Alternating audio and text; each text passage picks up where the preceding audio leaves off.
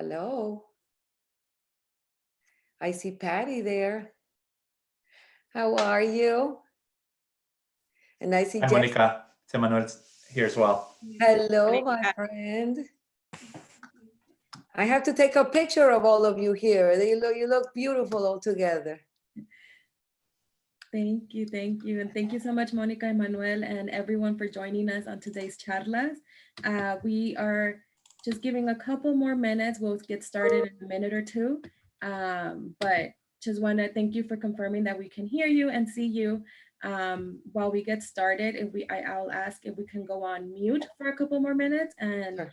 I'll confirm once we get started. Thank you all so much. Thank you, Jessica.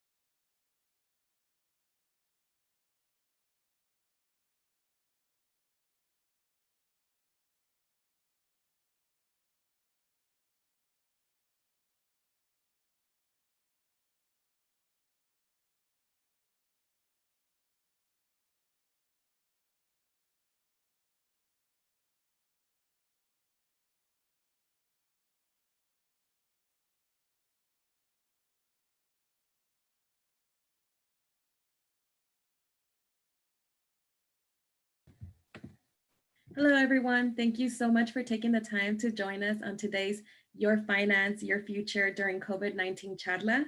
We will be giving a couple more minutes for folks to join us before we get started.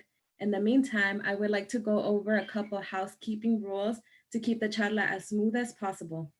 We have a great lineup of speakers who will have 5-minute back-to-back presentations.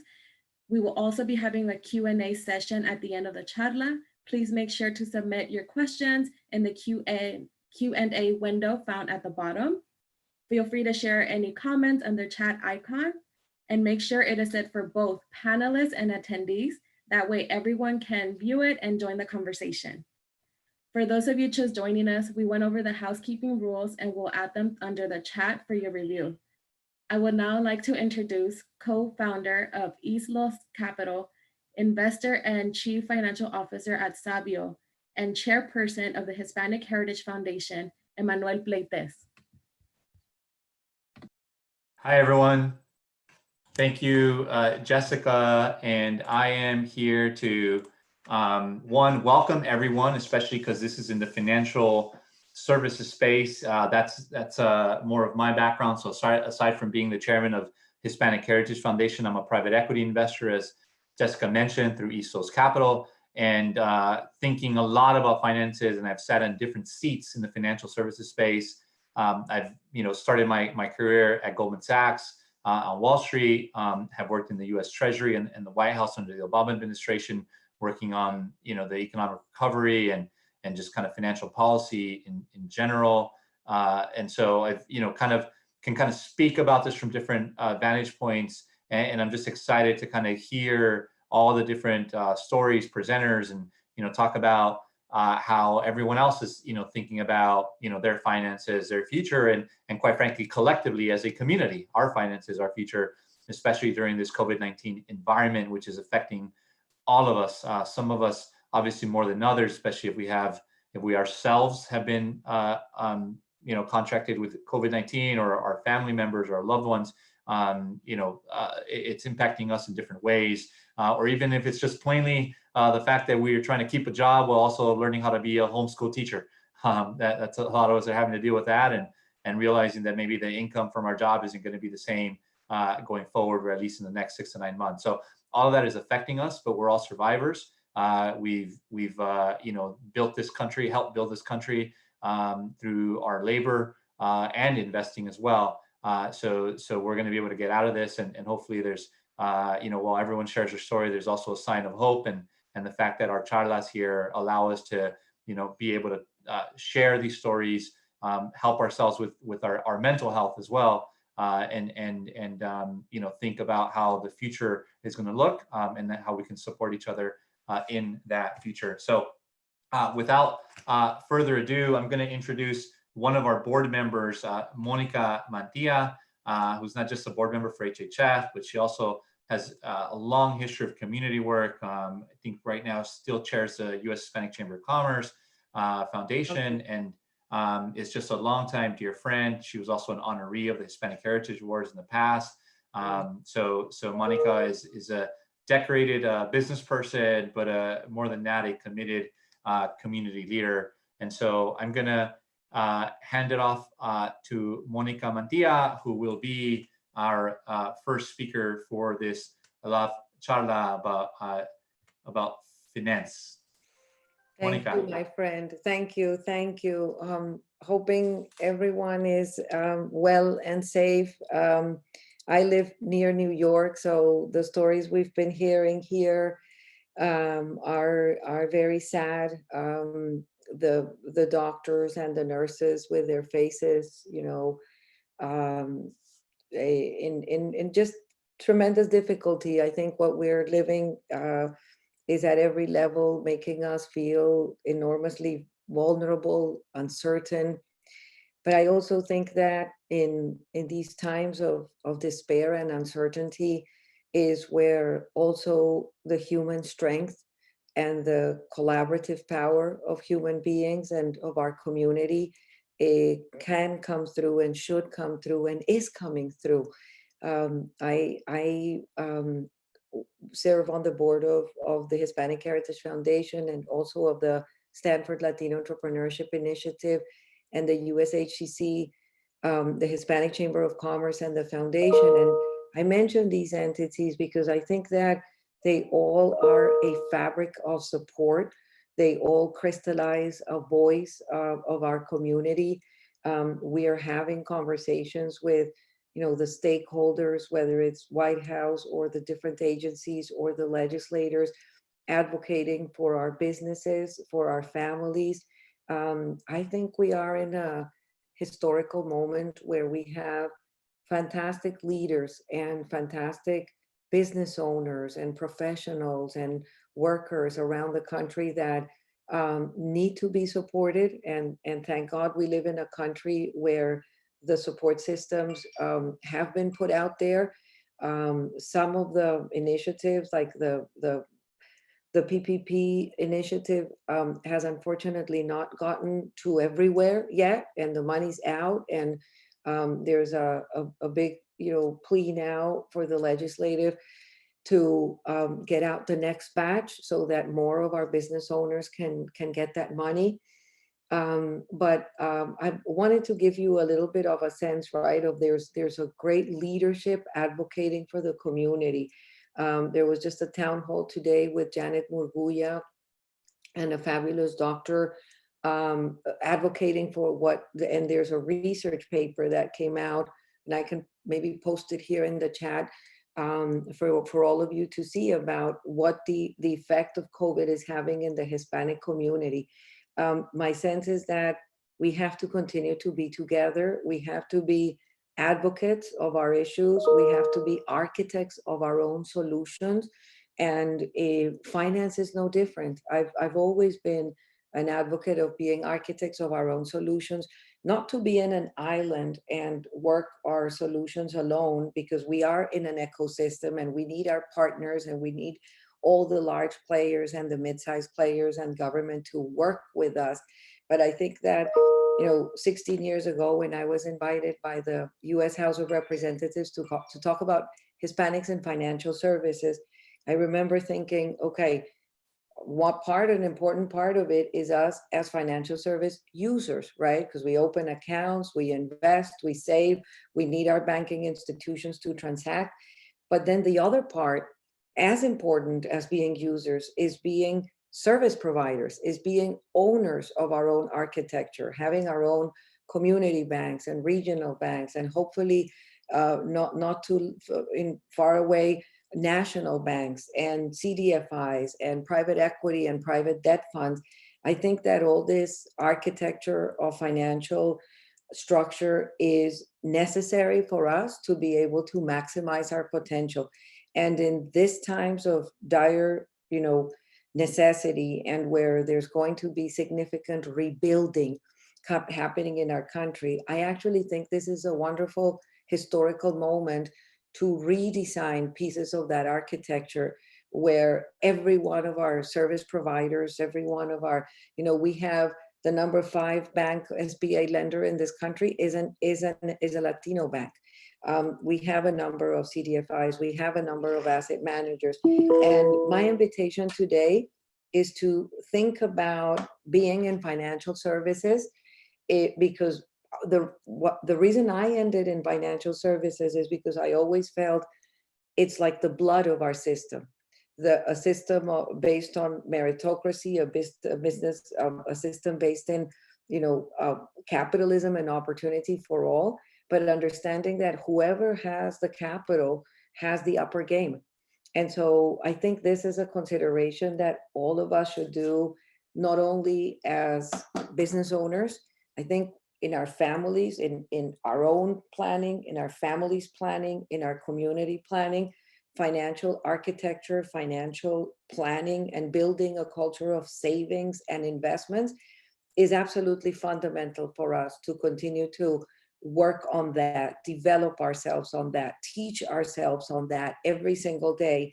And there is a huge opportunity for our community to utilize financial architecture to be able to address our direst needs, whether it's education or healthcare, or having access to capital for our businesses. That's why I always talk about not access to capital, but access, control, and management of capital. So I wanted to give you a little bit of a flavor of everything. Have the sense of community here with all of you. I feel blessed to be part of this community, and I wish everyone to be safe, to keep tranquility and inner peace, and to think that the best way to cheer ourselves up in this time of need is to cheer someone else up. So I would invite every one of you, think about ways in which you can be supportive to your community, to your local business owners. Be a volunteer in any of the initiatives that are happening. We're running with an initiative called Lend a Mano to be able to create a support system for the most vulnerable business owners, gathering dollars, whether it's $10 or 10 million, and doing a very quick credit-worthy, but good, solid credit-worthy analysis, and putting it in the hands of the most vulnerable business owners, from the tiny ones up to 2 million in revenue business owners. We're about to launch the initiative. It's the COVID initiative. It didn't exist a month ago. And it's now our biggest mission in life to put it together. You'll hear about it in a few days. It's called Lend a Mano, and it will be launched very soon. And hopefully we'll have many phenomenal sectors of our both public and private supporting us in this endeavor. I want to finish there with my best to all of you, my strength to all of you, and be optimistic about the future. We will rebuild together. We are here together. And todo lo mejor para todos ustedes y todas sus familias. Love you all. Thank you, Emmanuel. Thank you so much, Monica. And we're definitely looking forward to Lend a Mano. Thank you for all you're doing in our community and in the small business sector. I'll be remiss to not thank Ramiro Savaso, who heads the U.S. Hispanic Chamber of Commerce. Thank you for all you're doing in our community small business. Yes, Ramiro has been doing a phenomenal job at USHEC. Thank you for bringing that up, as well as Mark Madrid. A big shout out to both of them, our great leaders of business owners that are advocating for our business owners. Yes, and for the local chambers, 200 and something around the country, and advocating for them and their financial strength as well. Thank you. Definitely. Thank you.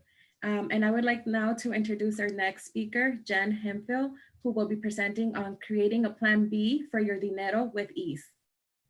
And I would like to also remind you all, if you can please state where you're calling in from, that would be helpful. Hello, I am so excited to be here. As Jessica said, my name is Jen Hemphill.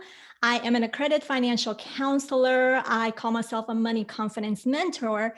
And I also have a podcast called Her Dinero Matters. Now, we are in a time where our lives have been thrown upside down. We were living one thing almost a couple months ago, and now we're living a completely different world. And whether we lost an income or whether our income still stays the same, we all need a plan B. And a plan B will get us through these tough times. A plan B allows us to focus on the present rather than worry about the what ifs. Now, a plan B doesn't have to be hard. And I love, if you've listened to my podcast, I'm about keeping things simple. So with a plan B, you can keep it as simple with 3 Ps. So the 3 Ps are prioritize, plan, and patience. With prioritize, we need to prioritize where our money needs to go first. We're each in our household, our families, we each have different needs. And so we need to look at our household situation. What's important at this very moment to take care of you and your family? You and your family's needs need to go first. So of course, the normal, the food, the utilities. And I think nowadays we can all agree that the internet, the cell phones, that's how we're keeping connected. Can you imagine going through this pandemic back in before cell phones, back before TV, back before internet? How would we deal with that at this very moment in time? Now there is, I'll share the resource at the end. There is actually a free ebook. It's being made free now called Surviving Debt, where basically it helps you prioritize your expenses, your debts. So if you're in a situation where you have to choose one debt over another because you just can't fill the demands of paying both bills, it helps you prioritize which one you should take care of first and then worry about the other one later. So you really need to prioritize what's important to take care of you and your family. Then comes plan. We need to know our bare bones expenses. We need to understand how did our income change? Or maybe it stayed the same, or maybe we were fortunate. Maybe our income increased. So we need to know our bare bone expenses, and we need to look at that priority list that you created. Then you need to calculate what I call the current bottom line. So your current bottom line is essentially your bare bones expenses, or literally your priority list, minus, or your income minus your bare bones expenses. So that's your bottom line. What does your bottom line tells you? It tells you what you have left, or maybe you don't have anything left. It tells you what your current situation is at this moment. So therefore, you know, do you need to tap in to your emergency savings? Do you need to ask for help? Sometimes at some point we need to set that pride aside and ask for help. Or what can we do to earn more money? We're in a gig economy where side hustles, I mean, I don't think that term existed 10, 15 years ago, or maybe it did, and I wasn't aware of it. So you need to really figure out what that bottom line is, so you know how you can address that. So I did a podcast recently that I go into detail, and I'll share the link at the end. And the last one is patience. We can't control what's going on. So we need to focus on what you can control. I love Maya Angelou. And there's this quote where she says, I can be changed by what happens to me, but I refuse to be reduced by it. So we need to have patience, and we need to give ourselves the grace, and just know that we're resilient and we can get through this. And we also need to surround ourselves with people that will uplift us, like this group.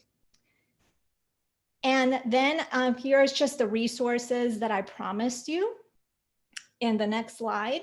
That basically is the free ebook. And I created a pretty link, and the podcast episode on the Herding At a Podcast. And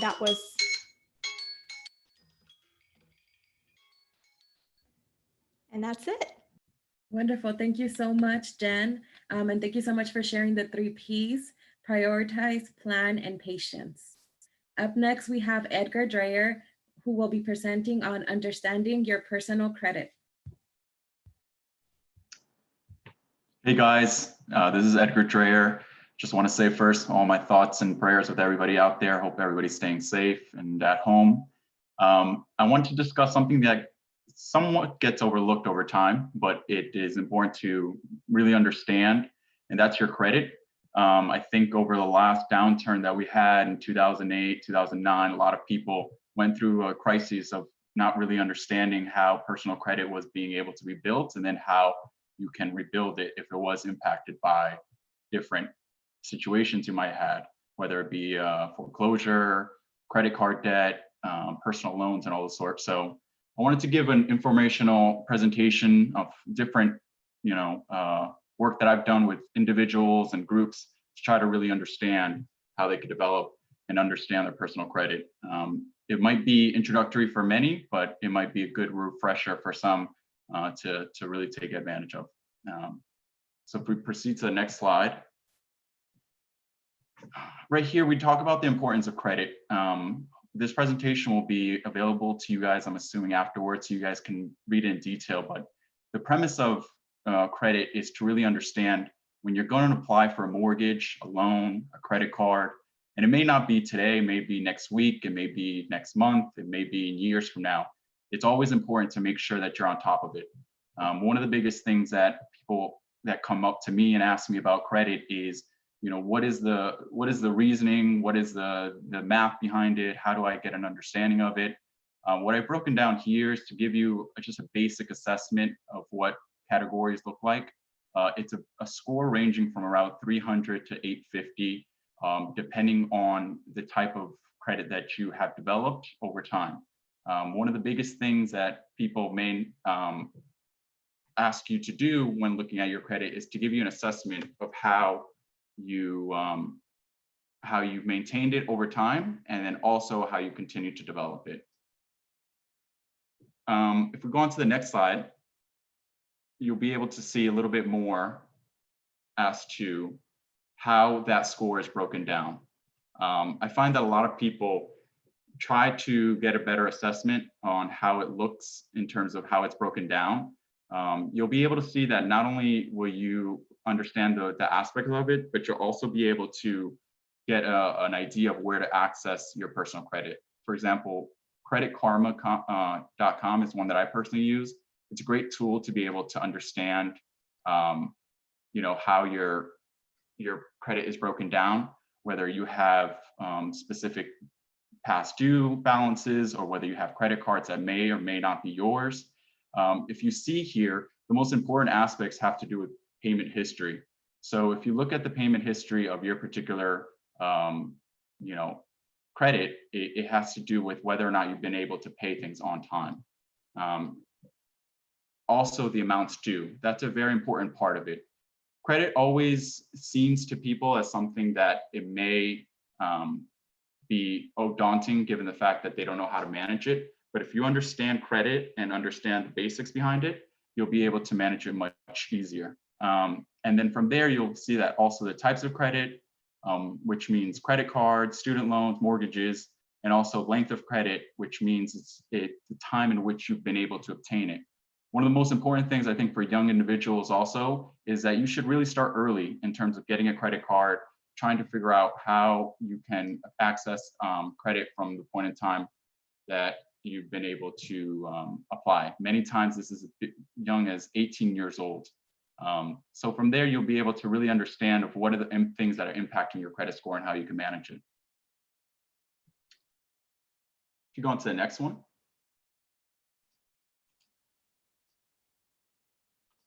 I just highlighted a couple text here that you guys can review.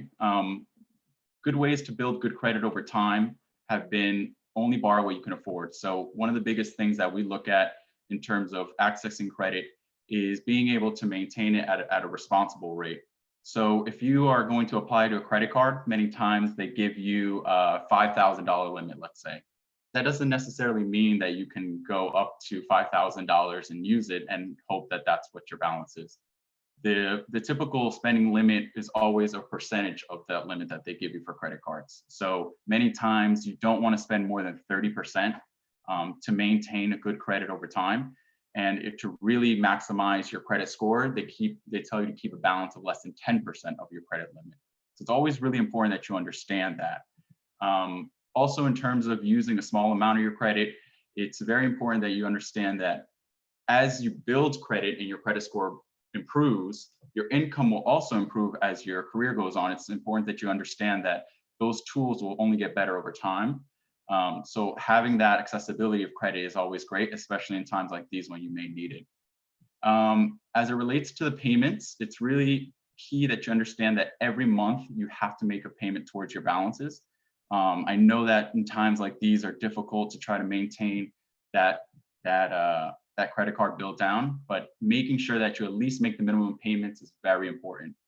And then, like I said earlier, if you do have a balance, it's best to always attack it from the highest interest rate down. Typically, credit cards do have the highest interest rates, so you want to tackle those first, and then from there, try to work your way into other facilities if you can.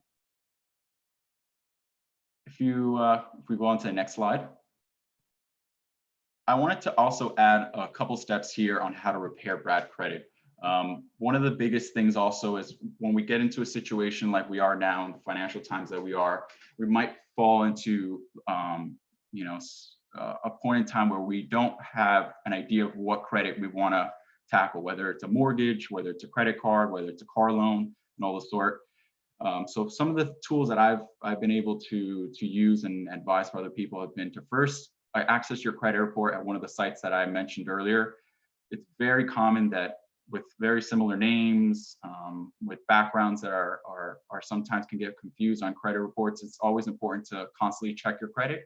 So you have the opportunity to look at other, tools to make sure that that's the case. Always look at your past due balances to make sure that you take that on and tackle those from the biggest balances and bring them back down.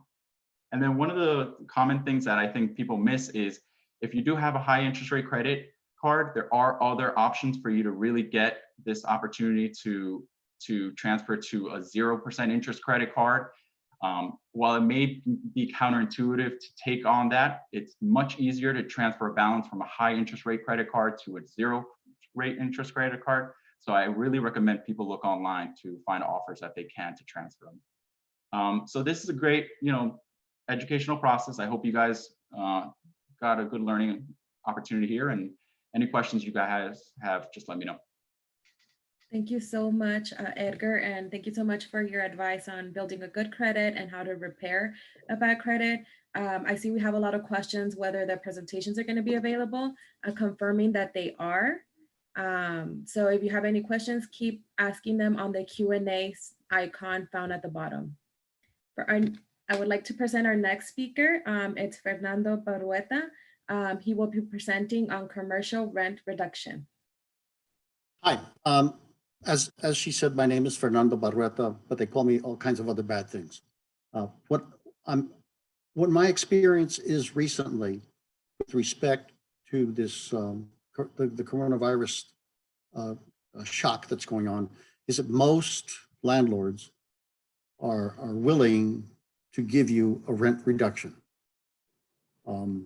even though you think you won't need it for 6 months. It's better to ask now than later. The typical thing that we see in the company I work with is that a tenant will ask for a rent reduction or a rent abatement for 3 months. I think it's about the average kind of thing. And in some cases, the landlord will agree to completely abate the rent for 3 months, or completely abate the rent and have you agree to repay it next year, over the next year or two, or pay it by increasing your lease term by that amount of time at the end of the lease. In some cases, the landlord will abate half the rent. That happened in one case with one of my Latino organizations. And that was you know, it's a small outfit, but it's $1,000 a month that they're saving. There are a lot of landlords that are very institutional, and that's much harder to deal with. But you need to ask, and the case can be basically that, you know, everybody's hurting in this economy, and in many cases you don't have access to your space. That's another issue that can be used as a justification. So just for all you that have small businesses where you're paying rent, I would suggest you get in touch. Well, there's two ways to do it. You can call the building owner directly, or the building owner's broker, the one that you're renting from, or your own broker that represents you. That's one of the things we do. We help people and try to get them to get those rent reductions. But in any event, it's something that it's pretty easy money if you can get it, but you should try. There's, I'm on the board of another organization that just got a rent reduction that was, they didn't need it. They just asked for it and got it. Now, the other thing I wanted to point out with respect to this kind of money that's available out there, as you know, there's stuff that's available from your own government that, that like at DC here, they have some kind of fund that they put out and for people, for businesses, small businesses that need it. And you should try to apply for those. The third one is the PPP program, which ran out of money yesterday, I guess. And I guess they're going to put in another 250 billion. And I think the trick with that is go to a bank that wants your business.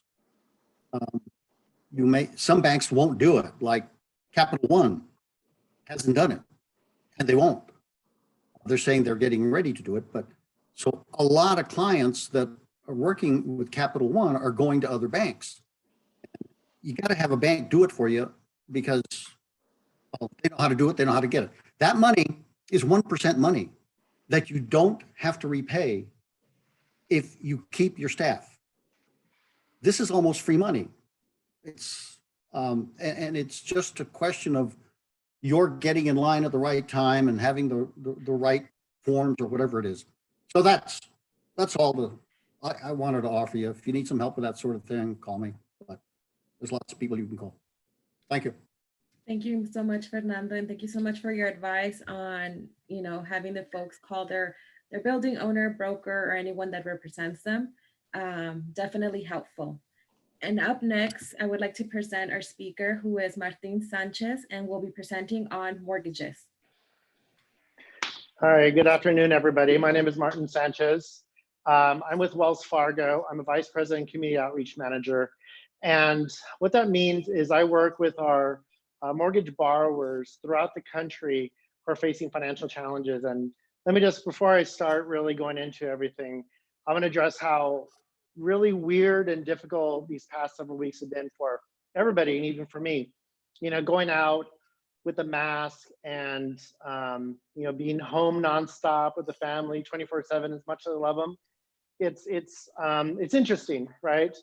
To get work done sometimes, but you know, it's eating meals at home, and I just can't wait to get out to the restaurant again and go out to dinner. That's just something. But I know also that there are a lot of people suffering through this, both economically and also health-wise. So we know this is the right thing to do right now, and you know, we're here to support each other. So that's part of the reason I'm here, is to make sure we'll support you at least with information. So thanks for your time today. You know, Wells Fargo is committed to helping our customers facing challenges through this COVID-19 pandemic. We know that there have been challenges, there are financial challenges out there. Particular could be unemployment, underemployment. It could be caring for a family member who has health reasons and that, therefore you cannot go to work as much as you want to, you can't. It could be you yourself are sick. Whatever the situation may be, we want to make sure we're there for you. In particular for your mortgage. You have a $1,000, $2,000 mortgage coming in, and the last thing we want you to do is to have to worry about that. We want to make sure you can focus on your family members who are sick, and be able to take care of yourself as well. So one way we're able to help you is through a payment suspension. So what we're doing is we're starting with a 90-day payment suspension on your home mortgage. During this time, we won't charge any late fees. We won't report any negative credit information to the credit bureau. So this is for 90 days. And after the 90 days is over, what you need to do is call us, let us know what's going on. If we need more time than 90 days, that's something we can offer. If it's still unaffordable, say everything gets better on day 91, and the economy is back to normal, which I don't know, probably not. But either way, if you need more time, we'll have that option. And also maybe even there's a situation where the mortgage wasn't affordable to you even before all this happened. And that's where also we can help you there and speak to you about your unique situation.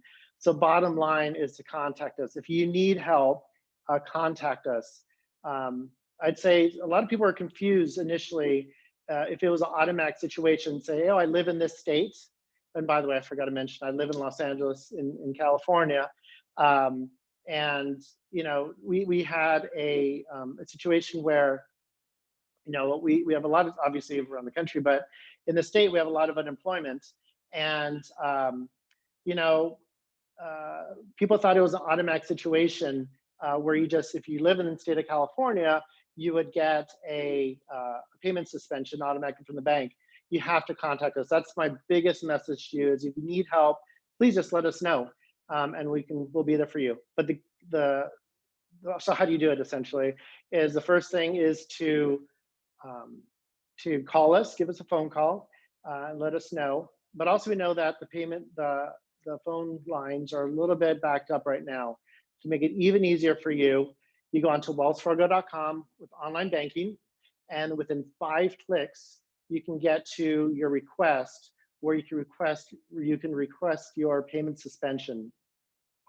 Once this crisis is over, we'll work with borrowers, we'll work with you, we'll work with your unique situations to make sure you get back on your feet, to get back to where you want to be financially. So again, just let us know. And also I realize a lot of people listening and watching today perhaps don't have a mortgage with Wells Fargo. And if you don't have a mortgage with Wells Fargo, my message to you is contact your mortgage servicer directly, find out what options are available, understand what can be done for you. But also I realize a lot of people on this webinar or Zoom call don't have mortgage either. Maybe you rent. And again, my message for that is speak to your landlord, find out what options are available. A lot of people work with you.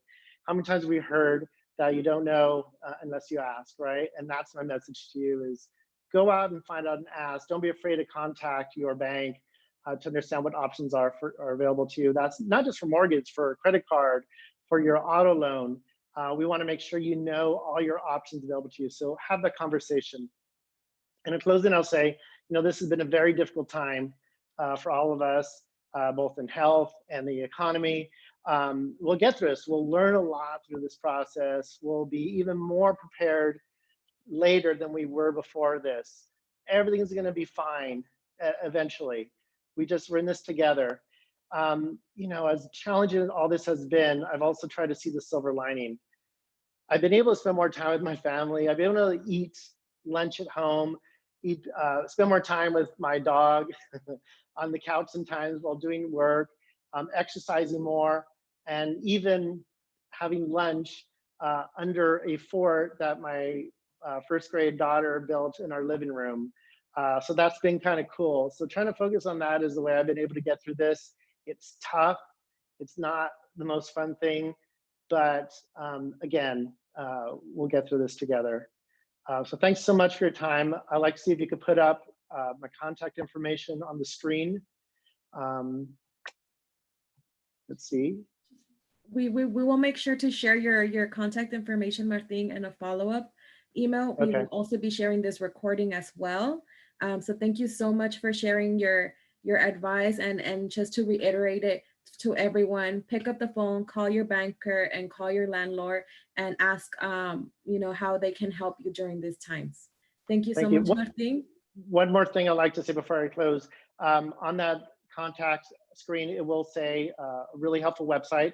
It's wellsfargo.com/mortgage assist. You'll get all the questions answered for you that you may have. So wellsfargo.com/mortgage assist. Thanks so much, everyone. Have a good weekend. Thank you, Martin. And with that, I would like to introduce our next speaker, Ernie G., who will be presenting on Pivot to Prosper, how to make your business online and prosper. So great to see everyone. Can you all hear me? Everyone, we're good? We're All right, good. beautiful. It's so nice to see Fern Barrueta. I haven't seen Fern in years. For those of you that don't know me, I'm an inspirational empowerment comedian, and I've been doing comedy for over 20 years. I was on tour with George Lopez and Gabriel Iglesias. I'm Not Fat, I'm Fluffy, all your favorite Latino comics. And about 15, 16 years ago, I started doing inspirational empowerment comedy. And Fern was the CEO of the Hispanic College Fund. And I became the national spokesperson for the Hispanic College Fund and traveled all over the country, inspiring thousands of Latinos to not just get into, but graduate from college. And so, as you can all assume, right when this stay-at-home order got put into effect, I lost over $20,000 in speaking engagements. So I went from a guy who had a full schedule with all kinds of college and high school graduations that I was going to speak at, and youth empowerment programs that I was going to speak at, and all of that just disappeared instantly. And rather than freak out, rather than kind of go into panic mode, I instantly went into everything happens for a reason mode. And I decided and chose to figure out what I needed to do to make my message available to more people. And so rather than freak out, I contacted a buddy of mine who is a psychologist. I've been thinking about doing a podcast for years, and I finally decided to put that together. And we've been going live on my Facebook page every night at 8 p.m. And it at first was just an opportunity just to be inspirational for people and provide them with some insight and some inspiration. And what's happened is we've been going live every night at 8 p.m. for an hour. It's Ernie G and Dr. E. He's a psychologist, a Latino psychologist. And we've been providing amazing support for all kinds of people. And I've been getting contacted by mental health agencies. I got contacted by LA First 5, who is now going to be funding me doing a live Facebook feed for all of their students. And then today I had my very first Zoom at noon epic empowerment for teenagers. And I just put it out on Facebook, and I had to close the registration because I had too many teenagers that wanted to be on a Zoom at noon call with Ernie G. And I was like, should I charge for that? Should I just do it, out of the kindness of my heart? And I'm like, excuse me, I lost $20,000 worth of gigs. I think a student would pay $5 or $10 to join. And I had it at $10 a student. And every parent was like, that's it? We'll pay more. We'll pay more to have my students hang out with you. And then the First 5 grant that I just applied for, one of my former students is now the director of that program. I have thousands of students all over the country that I've spoken at their high schools or at their colleges who are now professionals. And so this one just came to me. And I think I'm going to get a grant for about $25,000 to do the Facebook live feed that I've been doing for free. We're going to do it for this organization. And that's just one that came to me. This is not me marketing myself. This is not me putting my stuff out there. It's doing good work. And I know a lot of you are doing good work and not sure how to move forward.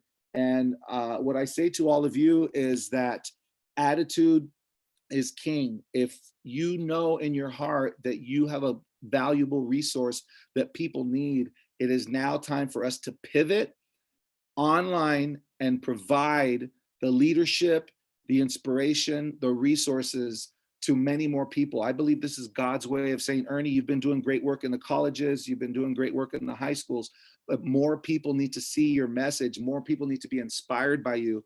So now I'm going online, and the Facebook Live feed is going to be available to more people. My Zoom at noon call is going to be available to more people. And I just hired a business consultant who's going to coach me on how to put a webinar that will be available all over the world that people can pay to watch.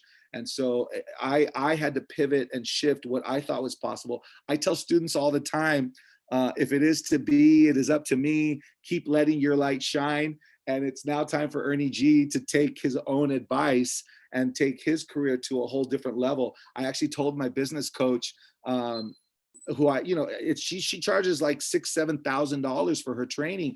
And I'm like, I don't know if I can afford that. And she says, I'll give you a discounted rate. And if you're not making six figures within 6 months, then you don't have to pay my full amount.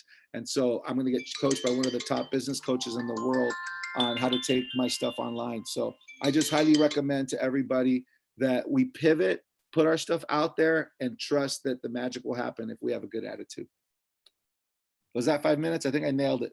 Yeah, thank you so much, Ernie G, for your advice. And definitely we'll make sure to keep our spirits positive and our attitude positive and attract that energy. Yeah, and please, everybody add me on Instagram and Facebook. I'll put my information in the chat. Great seeing you guys. Antonio, Frank Carvajal, Fern, all of you. Martin Sanchez, who just spoke. So many familiar faces. I love you guys. Thanks. Thank you, Ernie. And again, reiterating that we will have all this information available to you all. And I would like now to welcome our next speaker, who is Mercedes Garcia, and will be presenting on using technology to manage your money better. Hello, thank you so much. Hi, everybody. Mercedes Garcia from MasterCard. And before I start, let me tell everybody I'm not here to give you credit cards. Believe it or not, there's a lot of people that still think that MasterCard is a credit card company. We are not, to the shock of many people. We are a technology company that develop the way that is safe and simple and smart and convenient, especially to do business together. We connect the merchants, the people, the businesses, and the government together to do business. So we do the technology and we help connect everybody. And those transactions, when you use your card, for example, that goes through our rails. But that doesn't mean that we give cards to people or that we connect merchants to accept payment cards. No, we don't do that. We don't have your information. We don't know how much you owe to credit cards. Which is another question that I get sometimes. So just wanted to add my 2 cents. Amazing information I have been hearing, but just want to bring awareness that sometimes, even though we're doing all the right things, like many of the amazing panelists have said, there may be other places where we are saving and doing the right things in one hand, and then on the other hand, we are losing time and money. And that can be for not understanding payments technology or how to use technology to your benefit. So especially right now in this social distancing and all of these great measures to protect all of us, managing our money or doing things that are so simple to us are being so challenging. For example, buying our groceries, paying for gas, paying our bills is complicated. And just imagine unbanked people or people that are used to manage cash only, to do everything with cash. It's almost impossible, no? Like, for example, today, who can go to a check cashing center or who can go to a bank to withdraw money? And ATMs, I don't even want to think about how clean the ATMs are and having to go in person to buy things. When having a payment card, you can do everything online or, having online banking as well. And so just wanted to bring awareness that payments technology is like the fastest, simplest, safest, more convenient way of doing and managing your money today, and very safe. Passing cash from one hand to the other, don't even think about that. So I just wanted to share that with you, and also say that, the world is changing, and I see, and many of you might agree, that the world is becoming cashless. And I think everything that we're going through right now is proving that. Because if we're stuck at home, how can we order things? And how will we pay our bills or send money to other people or receive money from people if we don't use technology? And, I have been doing this education and managing the program for MasterCard called Master Your Card for many, many years. And I still hear people thinking like, oh, cash is king, or oh, cards, they are too complicated, and credit cards are terrible because they get you into debt. And I always ask people, did you go with your credit card to the mall, or did the card go by itself? So one of the panelists said, like, be responsible. Don't spend more than what you know you're going to be able to pay at the end of the month. And just use these tools and the technology for your benefit. You can save so much time and money by using the technology. As Edgar also was saying, credit cards are a good tool if you use them responsibly and correctly to build your credit and to grow your score as well. So just imagine if you need to ask for buy a car or ask for a loan or something. If you do everything in cash, how can you have a good credit score? Right? So it's like technology is what it's really helping us and helping doing the right thing. So help us to stay safe, save time, stay organized, and also feel more secure, because there's always behind the curtain, there's the banks that issue the cards are always taking care of us and protecting us. So there's a lot of information about payment cards and about all of this that I'm talking about in our website, masteryourcardusa.org. And so please take the time to learn about that. Don't stay behind because we don't understand how things work. Remember, not all cards are credit. There's debit cards, reloadable prepaid cards, and even today, stimulus funds are coming into prepaid cards. Right? If I don't have a bank account, I receive a stimulus in a check. Okay, now what do I do? I need to find a way to go out and cash the check, right? So even that is being enabled today. So people are using the reloadable prepaid cards to receive the funding. So just, remember that that's important as well. And visit our website when you have a chance. Again, masteryourcardusa.org. You will find all kinds of tools and videos and presentations, handouts, and also we're here to support you with this. Thank you so much, Mercedes. We'll make sure to share the link with everyone in our recap email. And definitely we learned something new every day, and especially in the Charlas. MasterCard is a technology company. Got it. Thank you.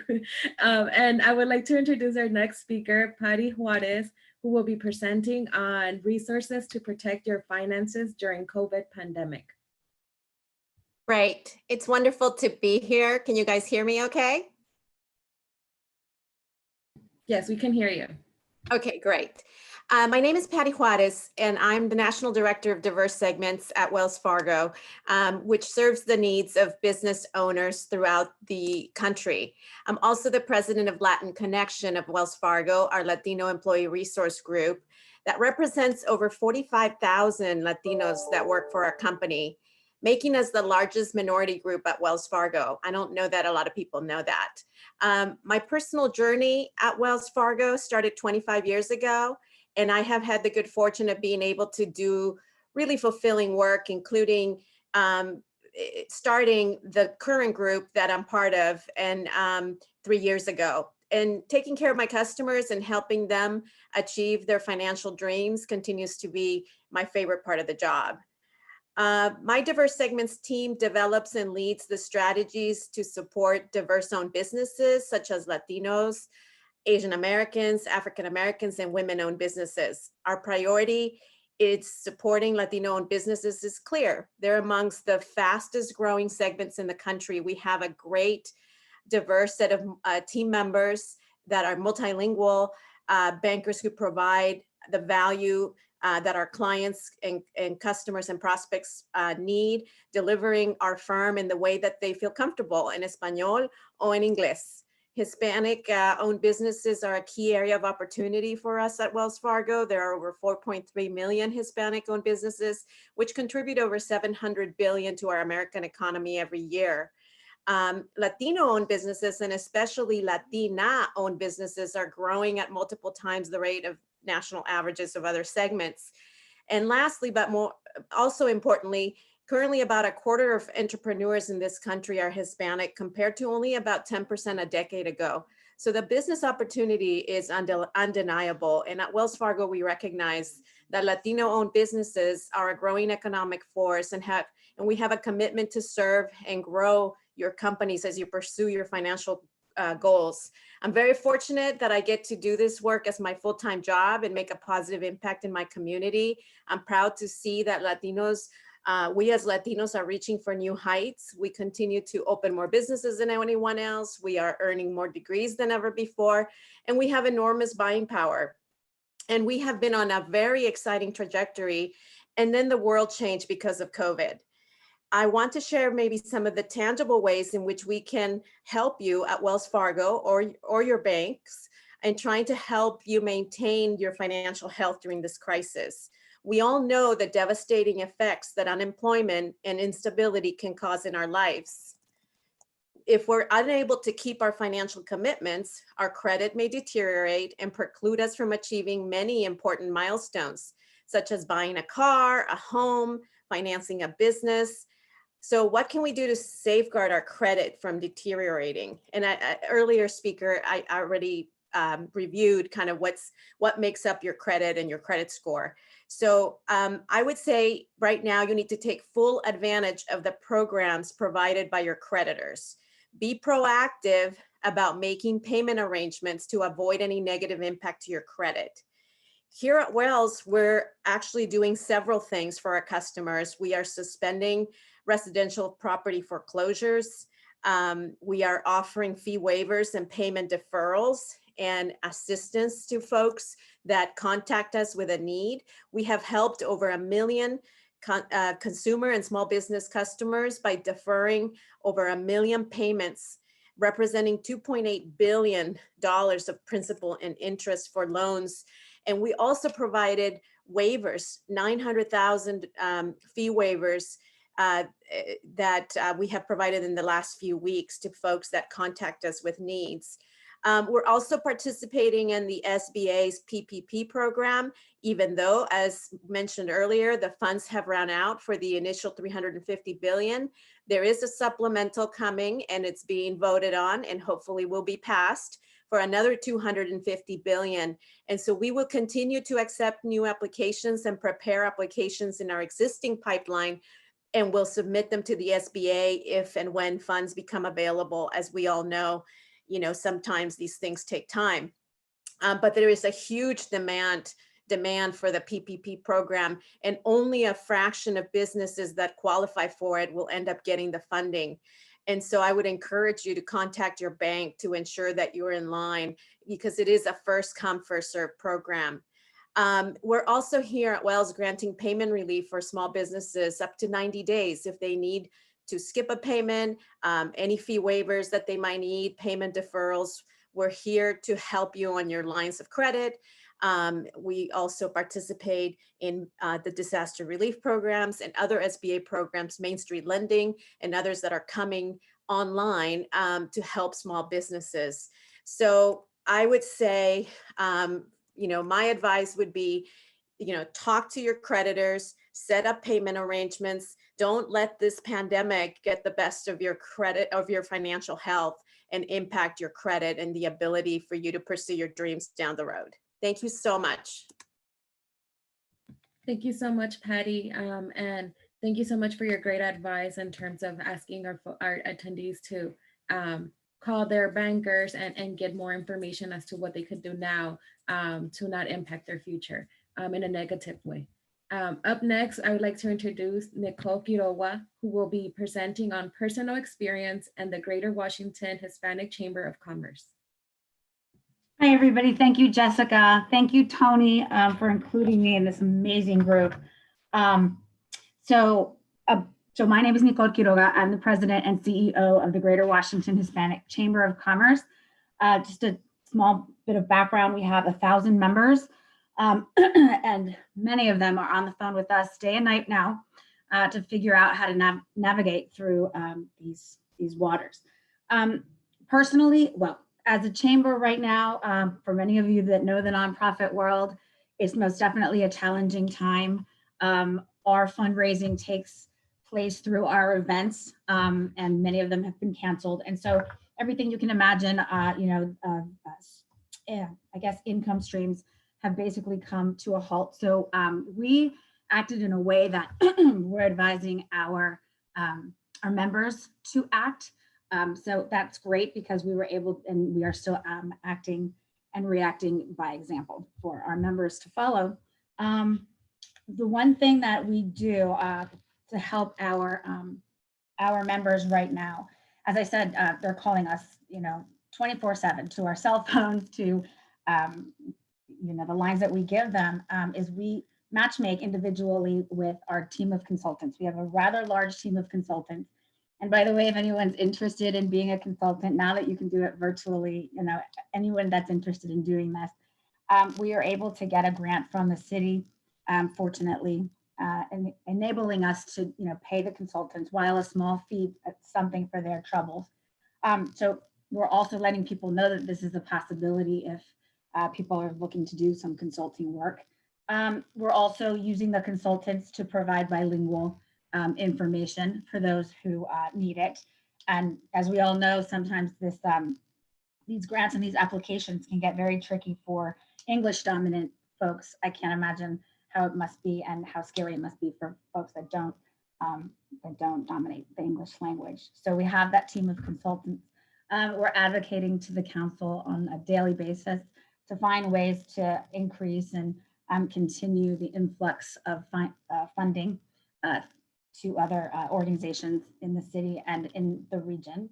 One thing that I find interesting is that even though we all know we have a national picture of how Latino businesses are doing, for being the nation's capital and the region, we have a very small amount of information and research on where these businesses are located, whether or not they're minority or Hispanic, very limited information about where Hispanic businesses are located. So what we did recently, which I'm very happy about and happy to share the results when they come out, is we partnered with the Latino Center at the American University. And so we'll be doing a region-wide survey. It's taken some time and some thought to really get a sense of where everybody is, what are their issues, what do they need as Hispanic and minority-owned business in a very grassroots way. So once that comes up, we will go back to the council, continue with advocacy, and be able to share with them a clear picture of where our businesses are located and what their concerns really are. And then, of course, we, as many of you have taken the role of educators, we took everything online. We are now virtually doing the webinars, and we find that we get quite a great number of attendees because things are changing so rapidly that everybody wants to know, what's happening, what's next, what's new. And so we've been able to move all of that information and our expertise online. And so these are the kinds of things that, I'll share with you that our members, the information that they're getting from us. We took the step of acting fast. Now we're a little bit further in the game. So we're telling them to act furious and apply, because really money is available in pockets of areas that they may not be aware of. Different municipalities, different counties, different foundations, different corporations are coming out with funding every day. So we, ask them to please take a minute and really be informed and know what's going on. At that, simultaneously, of course, we're saying, so as it was said, look at your expenses, cut, freeze. All of a sudden you're going to learn what you really need and what you really don't.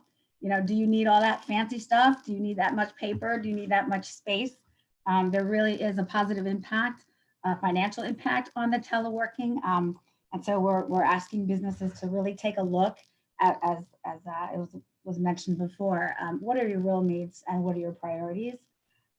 We're teaching them in part of our educational programs how to go virtual. We're teaching them how to do the gift cards, how to be relevant, how to do the coupons, how to pre-sell. There are people out there that realize that they can spend, to get the savings up front. And so we're trying to teach businesses how to do that and how to do it virtually, how to market that on social media, how to get the word out. Because now is the time that you want to make that marketing really strong so that when the economy comes back the way it will, your name is already branded out there. And so we're teaching folks to do that with the message, of course, of doing things now and changing things now and, being relevant and pivot, as was mentioned, that are going to be solid and in place for later. The one thing that, I recommend and we say as a chamber is now is your time and turn to dominate financial literacy. I am very, not shocked, but it's interesting how many business owners have an incredible grit and determination, but their level of financial literacy is limited to basics at best.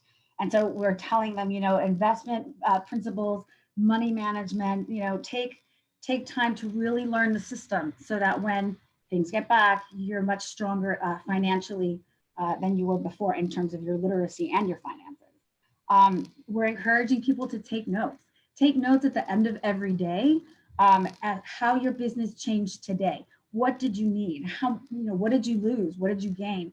And have this mini, plan for if, God hopes never, but if it happens again, you really understand what it's like day to day, what an emergency really looks like, what became your priority. Take notes, take notes, take notes, because, as humans, it's great, but we tend to forget these moments, right? And so this is a time for you to really make a plan that is a day-to-day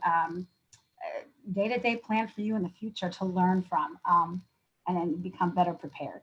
Let's see, the one other thing I wanted to add, let me make sure, is to, you're gonna let some employees go, you're gonna let some things go, but the people you keep, you're gonna train hard, make them better, make them soldiers. I understand that, being engaged through virtual media is tough. And so, have your happy hour and have your light days, right? Because this is very disheartening sometimes and it's very hard to get through some of these days, but train them, make them the best they can ever be. So when they start again, they're gonna be not only your soldiers, but they're gonna trust you and it's just gonna be a stronger team overall. Now's the time to do road maintenance. Now's the time to do internal maintenance. So that's kind of the message that we're giving out. And, thank you for letting me share. If anybody has any questions or wants to reach us, I know we're gonna share contact information. But, with all the knowledge that we should be gaining and learning these days, we're gonna come out of this more creative and more confident than ever before. So that's where we are. And thank you so much. Thank you so much, Nicole. And thank you so much for all your tips and all the work you're doing at the Greater Washington Hispanic Chamber of Commerce. We will have our Q&A session coming up after our next speaker. So if you have any questions, feel free to continue writing them on the Q&A icon found at the bottom of your screen. And up next, our last and final speaker, I would like to present Paul Roldan, who will be presenting on healthy personal finances in a time of crisis. Hello, good afternoon, everyone. It's a pleasure and a privilege to be here. Thank you for having me. Thank you for the introduction, Jessica. Thank you to Hispanic Heritage Foundation and to Juana, good buddy of mine from back in Princeton University days. It's an honor and a privilege to be here speaking to a group of Latinos. And I say that because I'm passionate about this topic of finances. And I say that because, as many of you, you've heard this and you probably experienced this or know someone, I grew up in a poor Latino home. And so a lot of what we did was winging it. We didn't know these financial principles of investing or, what it is to have a portfolio or anything of that nature. So I've been blessed to be able to work in this area and really impact the lives of a lot of people through my personal financial planning firm and investment management firm. So I just want to take quickly a few minutes to talk about some considerations to have a healthy personal financial life. Now it's interesting because it says healthy personal finances in a time of crisis. Obviously, we advocate to have healthy personal finances before the time of crisis so that you can better endure the time of crisis, okay? But here we are. So the good news is the behaviors don't change regardless of the crisis, but the tightening of the belt might have to. Okay, now we understand everyone is in a different place, but why is this so important? Because many of you have probably heard the statistics. 80% of people in this country are living paycheck to paycheck. So when these crises hit, it doesn't even take this level of a crisis to be in a crisis for many people in this country. So this is why it's critical to kind of turn the tables on finances, because unfortunately in the 20 plus years I've been doing this, we see that finances control most people's lives versus people controlling their finances. Okay, so the goal of this is to actually have, and that's our first point, is have a spending plan. Jen Hemphill opened the talk saying you need to have a plan. Okay, and I couldn't agree with that more. And the first part of the plan is what's called a spending plan. And she talked about this. What is everything that's coming in? And what are my bare bone necessities? What are my expenses? And the goal of doing that exercise, and I promise you, some people call that budgeting. I hate budgeting. Okay, personally, I'm a little ADHD, self-diagnosed, okay? So I don't have the patience to sit down and go line item expense and this and that, but it's such a critical discipline to be able to take control of your finances, to know you're the CEO of your finances. So the CEO of any organization needs to know how the finances are running, inclusive of your household. So have a spending plan. And again, the goal is to have positive cash flow, or in basic terms, have money left over at the end of the month. Okay. Once you know that, and that means maybe cutting back a little bit extra here, not eating out as much. Yes, support your local businesses, but do that within reason. Okay. Once you have control of your finances, okay, then start injecting a little bit of doses of making it healthier. And one of those things that we say is making healthier is get rid of the bad money, quote unquote. And it's interesting because we live in a consumer driven society. So most people have debt in this country, and I get it, okay? And I'm not gonna step all over Mercedes Garcia's talk, and I'm glad she said she's a technology company versus a credit card company and MasterCard, and that's great, because credit card companies get a bad rap, and yes, abuse of credit is horrible. Okay, and yet most of us, because I had my first credit card in college, didn't know what that was. I was getting free credit card offers. I didn't even have a job. Okay, so I got in trouble when I got into college, and I had to learn, oh, this has to be responsibly used. So to get to a healthier position, you have to try to eliminate your consumer debt.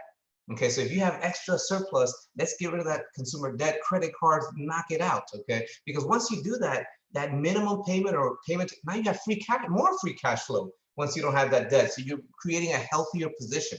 Okay, and it's funny because I'm a big follower of Warren Buffett, however you like him or not, but he says if you're smart, you're going to make a lot of money without borrowing, quote unquote. And every year he tells people stay away from leveraging his shareholders.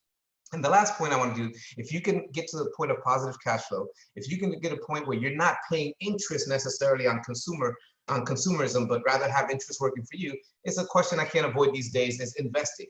Okay, and I will disclaim, we normally encourage people, do not even start investing unless you have an emergency fund, 3 to 6 months of expenses, you've eliminated consumer debt, and you understand a little bit about investing, or get some help in this area. But right now people saying, should I invest? The market's dropping, this and that. And it's, yes, the market did drop 33% from top to bottom, okay, this year. It's already back up 20-something%.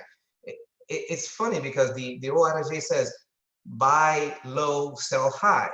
And yet when things start going crazy is when people sell.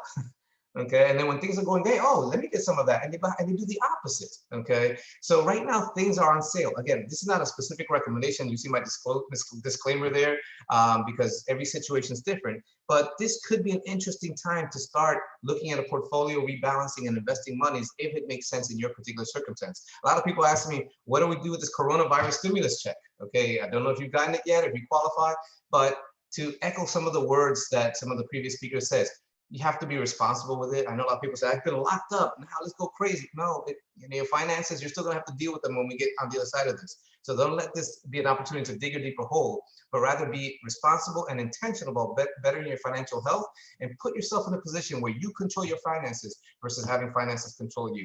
Thank you so much for listening. Thank you so much, Paul, for your questions and all the advice that you just gave us. We are going to be starting our Q&A session next. We have a couple minutes, and we would like to bring up a couple questions that our attendees have asked.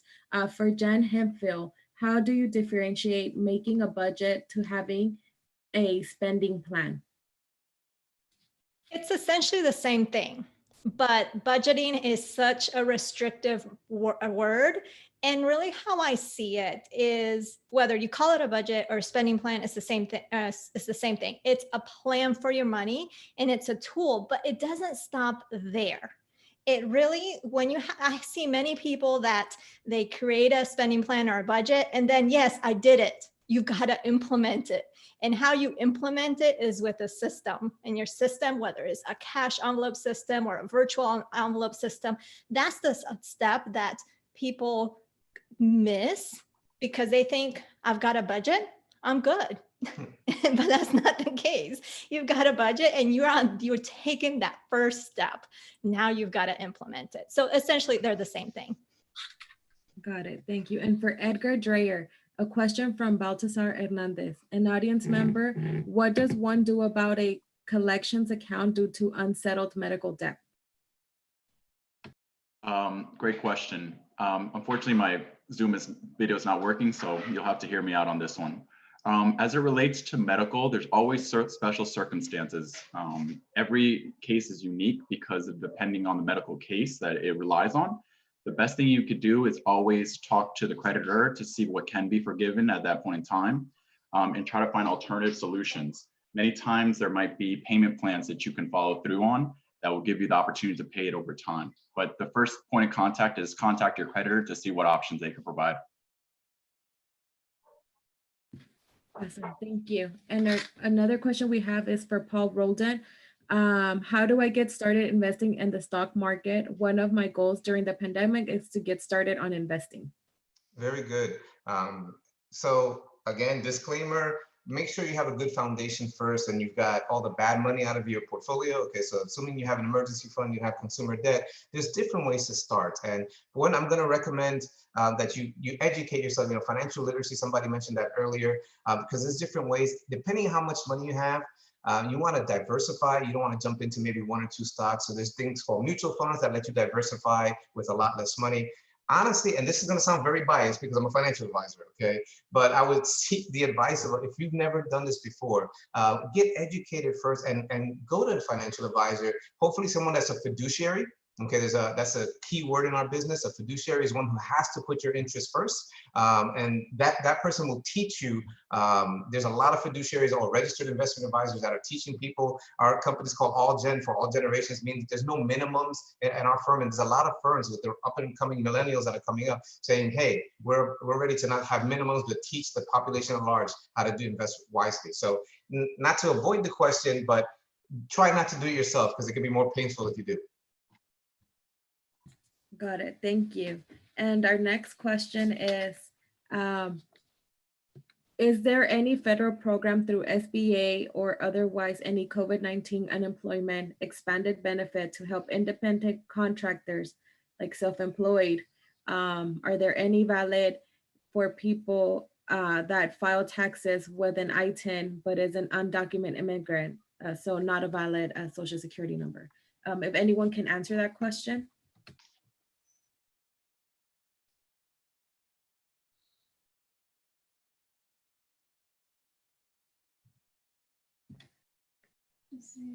We will be providing resources for this specific question as a follow-up. For Martin, if you get the mortgage deferral, is it then added on the back end of your loan or is it due in full after the 90 days? So every situation is different and it's going to depend on your mortgage investor, and also realize that a lot of mortgage investors are still working on more details on what happens after the 90 days. But I can tell you some of the options that can occur afterwards could be adding to the end of the loan. So basically you start say you started in April and then your next payment due is July 1st. That is a possibility. It could be possible we could help you modify the loan. So it was perhaps, or it is now, or will be unaffordable to you. So therefore, it could be a reduction in interest rate. Perhaps it could be principal forgiveness. So officially, the answer is it depends. It depends on your mortgage investor. But bottom line, call us and let us know, or call whatever bank you have. Let us know your situation, and we'll work with you. Got it. Thank you. And we have another question, and I think this is more geared to Paul. Any advice on investing apps for beginners like Robinhood or Acorn or any other app that you may be aware of? Yeah, there's a lot of online do-it-yourselfers. And again, I know Mercedes put in there that they have an education for children and youth as well. And I think that's so important, getting educated first, read, because again, there's a lot of ins and outs and variables when investing. As far as applications, Robinhood is a strong application if you just want an easy way to get into it. Again, you're not getting any advice, but at least it's an easy way to access it.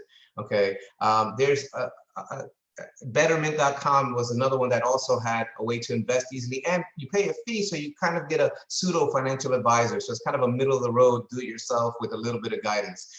Those are probably two, without hiring an advisor outright. Some of the easy intro apps that are out there to get you introduced to investing. Again, disclaimer: be careful. If you don't know what you're doing, it can be a little bit risky. But there is access to the market these days via those different programs. Wonderful. And thank you so much, Paul, and all our speakers for joining us today. That'll wrap up our today's Charlas on your finance, your future during COVID-19. For all other questions, we will make sure to provide an answer to them on our follow-up. We will be sharing a recording of this charla as well, including the presentations and the contact information of our speakers. Thank you all so much, and have a great rest of your day and weekend. You too.